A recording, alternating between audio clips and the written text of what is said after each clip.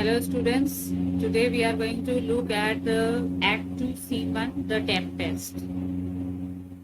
Act 2 Scene 1 takes part in another part of the island where most of the noble people after the shipwreck have collected over there. Like Alonso is there, Sebastian is there, Antonio, Gonzalo, Adrian, Francisco and other noblemen also. So here Gonzalo in his first speech says, "Beseech you, sir, be merry. You have cause, so we all have. Of joy for our escape is much beyond our loss. Our hint of food is common. Every day some sailor's wife, the masters of some merchant, and the merchant have just our theme of food. But for the miracle, I mean our preservation, few in millions, can speak like us, then wisely, good sir, we our sorrow with our comfort." So Gonzalo tries to console Alonso because Alonso is thinking that his son Ferdinand has drowned in the sea. So he tries to comfort Alonso by saying that I request you, sir, you should be happy because it is our good fortune that out of the shipwreck we have been saved, and our escape is much fortunate than the losses that we have suffered. Our hint of who is common, he says that this type of storms and all these incidents they always occur in the lives of many people. So it is a common sorrow.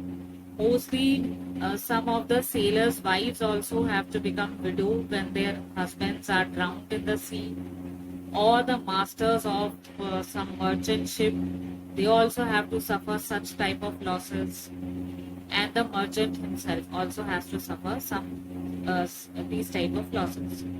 So the theme of our woe or sorrow is same, but this time it is a time to rejoice because out of the suffering and out of the storm that had occurred so violently, we have been saved. And only out of millions, only a few people can speak of such experiences that they have seen. So we are lucky to have experienced such a storm and have been saved on this part of the island. So he says that I request you to be sensible and just to consider that our good fortune has been balanced against our sorrows. Then Alonso says, "Prithee, peace." He says that, "Please, I request you, be silent." Sebastian says he receives comfort like cold porridge. Then Sebastian says, no words are affecting King Alonso. He takes it as a cold porridge. That means none of the words can comfort him. Then Antonio says a visitor will not give him over soon. Then Antonio says, but Gonzalo is not going to leave him. He is a consoler and he will try all his best to console him. Then Sebastian says, look, he is winding up the watch of his wit. By and by it will strike. Sebastian says, yes, you are true. See how he is trying to collect words in order to speak. And then he will speak again. Gonzalo says, sir. So Sebastian says, here. He speaks. Now let us count. He has spoken only one word. Let us count how many more words he is going to speak. Gonzalo says, when every grief is entertained that's offered comes to the entertainer. Gonzalo says, when every grief is cherished by other people, the grief automatically turns to that person who has cherished that grief. Then Sebastian says, $1. Sebastian says, you mean to say $1? Dollar here means a grief. So Gonzalo says, dollar comes to him indeed. You have spoken truer than your purpose. Gonzalo says, yes, you have spoken truly. Dollar means grief. The king had suffered a grief, and you have spoken very well, then you meant the word. Sebastian says, you have taken it wiselier than I meant you should. Sebastian says, well, you have taken my word more wisely than I considered it to be. Gonzalo, therefore, my lord. Then Gonzalo speaks further to King Alonso. Then Antonio says, 5. What a spendthrift is he of the tongue. Antonio says it's shame on him that he continuously keeps on speaking. Alonso, I breathe spare. Alonso then requests Gonzalo that please leave me alone. I request you. Gonzalo, well, I have done, but yet. Gonzalo says, well, sir, I have nothing more to say, but still. Then Sebastian says he will be talking. Sebastian says he will keep on talking. He says he has nothing to speak, but he will keep on talking.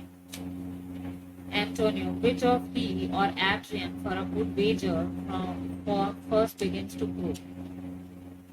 Antonio then puts a wager, a bet before Sebastian and says that let us see who speaks first. Adrian is going to speak first or Gonzalo?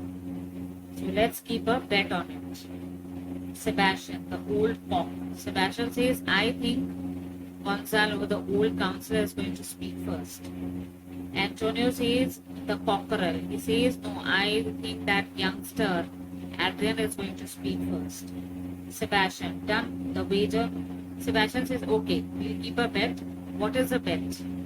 Antonio says the laughter. Antonio says nothing else. The other person will laugh on the first one. A good laugh will be the wager. Sebastian, a match. Sebastian says, okay, done. Adrian, though this island seemed to be desert, now who speaks first? Adrian. Adrian says, well, looking at this island, it seems to be deserted. That means no human being exists over here or inhabits here. Sebastian, ha ha ha, so you are brave. So Sebastian gives a good laugh. He says, you have won the bet. He says to Antonio, you have won the bet, so here is your good laugh.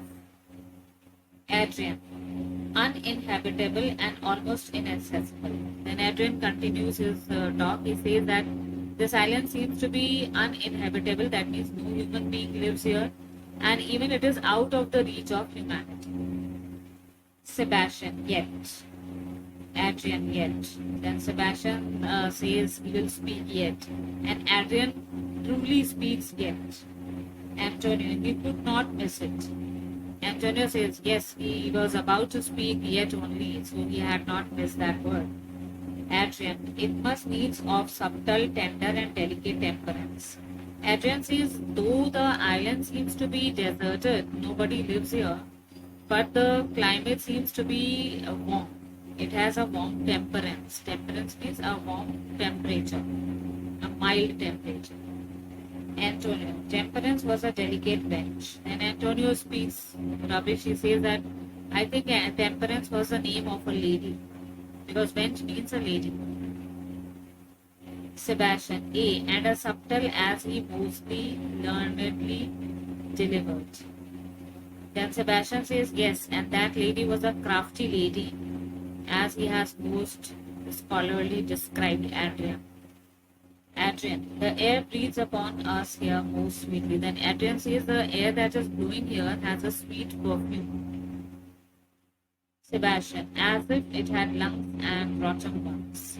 Sebastian says, yes, it seems as if the breath is coming from some rotten lungs. Antonio, or as it were perfumed by a friend. And Antonio says, but sometimes it seems as if the smell is coming from a marshy land, a swampy land. Gonzalo, here is everything advantageous to life. Then Gonzalo says, this island seems to have many facilities for living here. And Antonio, true, save means to live. Antonio says, yes, every advantage is here, but I don't think there is any advantage for any life to live over here. Any human being cannot live here. Sebastian, of that there is none or little. Then Sebastian says, yes, I think there is little advantage for any human being to live on this island. Gonzalo, how lush and lusty the grass looks, how green. Gonzalo then starts praising the land. He says that, see how lush green grass is there. It looks so fresh and so beautiful. Antonio, the ground indeed is downy. Downy means it is yellowish green. And he says that the ground indeed seems to be yellowish green. Then Sebastian says, with an eye of green in it. Sebastian says yes, it is yellowish green, but yellowish brown, but it has a touch of green in it. Antonio, he misses not much. Then Antonio says he is far from being wrong. Sebastian says no, he does, but mistake the truth totally. Sebastian says, I tell you, Antonio, this Gonzalo is far from being wrong. He's totally wrong in whatever he is saying. Gonzalo, but the rarity of it is, which is indeed almost beyond credit. Gonzalo says one thing is special in this island is that it is incredible and so beautiful to look at. It is exceptional. Sebastian, as many vouched rarities are. And Sebastian says there are many rare things which people swear they have seen over this island. Gonzalo, that our garments being as they were drenched in the sea hold nothing, notwithstanding their freshness and glosses, being rather new dyed than stained with salt water. Then Gonzalo, he starts praising their own dresses. He says that our dresses which we had put on when we went to the marriage of Claribel, after drowning into the sea and after coming out of the sea, it looks more fresh as if they have been newly dyed. And the shine of the clothes also looks more beautiful. Antonio, if but none of his pockets could speak, would it not say he lies? And Antonio says if somebody searches in his pockets, there are so many of the sand grains inside his pocket that the truth will come out that whatever he is speaking is not true. Sebastian, or very falsely pocket up his report. And Sebastian says yes. Otherwise, the outer appearance is, you can say, hiding his lie. Gonzalo, methinks our garments are now as fresh as when we put them on first in Africa at the marriage of the king's fair daughter Claribel to the king of Tunis. Gonzalo again says that according to me, these clothes look as fresh as when the first time we had put on these clothes when we went to Africa to attend the marriage of Claribel, the daughter of King Alonso, who was being married to the king of Tunis. Then Sebastian, it was a sweet marriage and we prosper well in our return. Sebastian says yes, it was a good marriage, and when we were returning, we were very well while we were returning from there. Adrian, Tunis was never graced before with such a paragon to their queen. Then Adrian says that Tunis had never seen such a beautiful queen as our Claribel over there. Gonzalo, not since Widow Dido's time. And Gonzalo reminds them of the ancient time when Dido used to live in Carthage. He says, yes, apart from Dido, no other beautiful queen had been granted to Tunis. Antonio, widow, a plague o' that. How came that widow in Widow Dido? Antonio says, widow, curse your tongue. Gonzalo, why you are speaking about a widow lady like Dido? Sebastian, what if he had said widower Aeneas too? Good Lord, how you take it? Sebastian says, don't be so much serious. If suppose Gonzalo would have spoken about the widower Aeneas, then what would you have thought about? You are thinking so much seriously. Aeneas and Dido, you people must have learnt in Merchant of Venice also Act 5, when the story of Dido and Aeneas was told. Then Adrian, widow Dido said you make me study of that. She was of Carthage, not of Tunis. Then Adrian says, if you are mentioning widow Dido, then I must tell you that she was the queen of Carthage, not of Tunis. Gonzalo says, this Tunis, sir, was Carthage. Gonzalo says, both Tunis and Carthage are same. Adrian, Carthage? Gonzalo, I assure you, Carthage. Then Adrian says, are you speaking about Carthage? Was it Tunis before? Gonzalo says, yes, I am sure. This Carthage, which is now Tunis, this country now known as Tunis, was initially Carthage. Antonio, his word is more than the miraculous harp. Antonio says he speaks such words as if he is trying to build the entire city of Troy, just like a musical harp of Apollo. By his words only, we are dreaming about the city of Troy at that time, just like the magic harp of Apollo. Sebastian, he had raised a wall and houses too. Sebastian says, yes, his words are such that as if we are imagining that all houses and walls of that age are still present now. Antonio, what impossible matter will he make easy next? Then Antonio says, what difficult things will he try to make easy now? What more is he going to speak? Sebastian, I think he will carry this island home in his pocket and give it to his son for an apple. Sebastian says the other thing that he can do, most easy thing is, he will carry this entire island and put it in his pocket and give it to his son, as if he was giving a fruit of apple.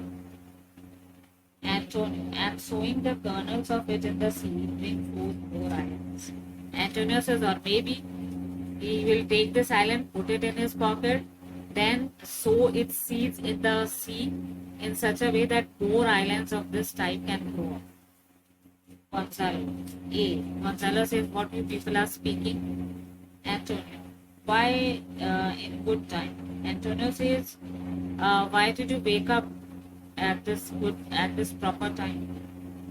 Gonzalo. Again he speaks about the garments. He's saying, sir, we were talking that our garments seem now as fresh as when we were at Tunis, at the marriage of your daughter who is now queen.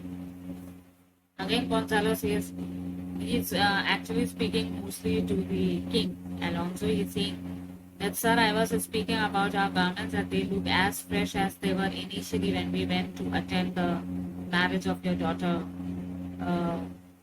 to the king of Tunis. Antonio, and the rarest that ever came here. Antonio says, and the best queen that ever Tunis has seen. Sebastian, wait, I beseech you, widow Dido. Then Sebastian says, except I beg of you, please don't speak about widow Dido. Antonio, oh widow Dido, a widow Dido. Antonio says, oh yes, that widow Dido you are speaking about. Gonzalo, is not, sir, my doublet as fresh as the first day I wore it? I mean, in a sort. Then Gonzalo asking Alonso, sir, can you just see my jacket? How fresh it looks, just like as the very first day when we attended that marriage ceremony. Then Antonio says the sort was well fished for.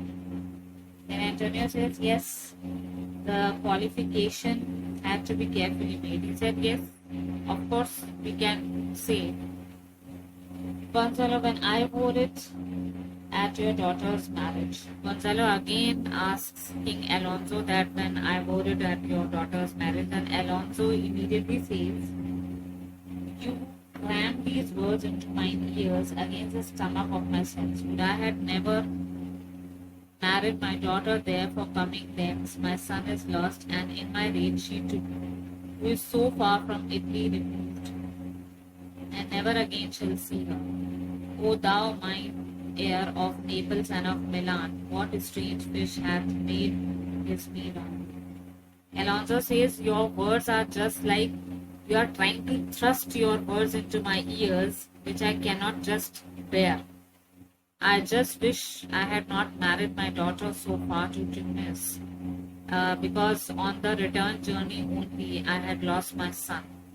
And I have lost my daughter also because she is too far that it will take time to reach to her and see her. She is so far away from Italy. And then he cries about his son that, oh my son, the only heir of Naples and Milan, I wonder which fish had eaten you up when you had drowned into the sea. Francisco says, sir, he may live. I saw him meet the surges under him and ride upon their backs. He trod the water, whose enmity he flung aside, and breasted the surge, whose swarm then met him. His bold head above the continuous waves he kept, and poured himself with his good arms in lusty stroke to the shore that over his wave-worn bases bow. As stooping to relieve him, I no doubt he came alive to land. Francisco says, Sir, believe me, your son is alive, because I had seen him when he had plunged into the sea from the ship. Then I saw him battling against the waves of the sea, and he had struggled in the water and tried to stroke with his arms and make the path in between the waves. And I'm sure he has reached safely to one part of the island. So I assure you, he is alive. Alonso, no, he is gone. Alonso does not believe Francisco. He says, no, according to me, I have lost my son. Sebastian, sir, you may thank yourself for this great loss that would not bless our Europe with your daughter, but rather lose her to an African where she at least is banished from our eye, who hath cause to get the grief out. Then Sebastian, he tries to taunt King Alonso and he says, Sir, you yourself are to blame for all this incident, because you had married your daughter so far off from Italy that it seems as if we have banished her, and that even we cannot see her from here. So these are some of the causes. Mostly one of the causes is that you have married her so far that even you cannot share your grief with her, and you have to shed tears in order to meet her, because you cannot meet her immediately. Alonso, please, and Alonso says, please, it's enough. I don't want to listen more of it. Sebastian, you were kneeled to and importuned otherwise by all of us, and the fair and herself weighed between loathness and obedience, at which end both the beam should go. We have lost your son. I fear forever Milan and Naples have more widows in them of this business making than we bring men to comfort them. The false were. Sebastian says, all of us had knelt in front of you. We begged you that please do not send your daughter so far off. Even your daughter was not willing to marry to such a far off country. But out of unwillingness and due to obedience, your daughter had to obey whatever you said, and you did not even take her opinion. So we have lost your son forever. Milan and Naples have more widows by this enterprise, and we have men to console them. It is entirely your fault. So he says that we have more widows than men left, because most of the men have drowned into the sea, and nobody is there to console those widows. So it's all your fault that we all had requested you, please do not marry your daughter so far off. Even your daughter did not want to go there, but because of your decision only, we have to suffer all these losses, that you have lost your son Ferdinand also. Alonso, so is the dearest owe the loss? Alonso says, because of this fault, I have for sure lost both my dear ones, my son as well as my daughter. Gonzalo, my lord Sebastian, the truth you speak that lacks of gentleness, and trying to speak it in you rub the throat when you should bring the plaster. Gonzalo says, my lord Sebastian, what you speak may be truth. Whatever you have told to the king, it is okay. But it is rather cruel to taunt the king in such a way at such time when he is suffering from a great loss of his son. And I don't think you should speak in such a way that it will just increase his pain. Instead of mitigating that pain, you are just trying to aggravate the pain that he is suffering from. Sebastian, that's true. Antonio, and more chirentry unto you. Then Antonio says you should act just like a surgeon to cure the king's wounds. Gonzalo, it is foul weather in us all, good sir, when you are cloudy. Gonzalo says it is sad for all of us when you are sad. Sebastian, foul weather? Sebastian was surprised and he said, why it is so sad? Does it make you sad? Antonio, very foul. Antonio also says, yes, it is very sad. The entire atmosphere looks very sad because the king is sad. Gonzalo, had I plantation of this isle, my lord?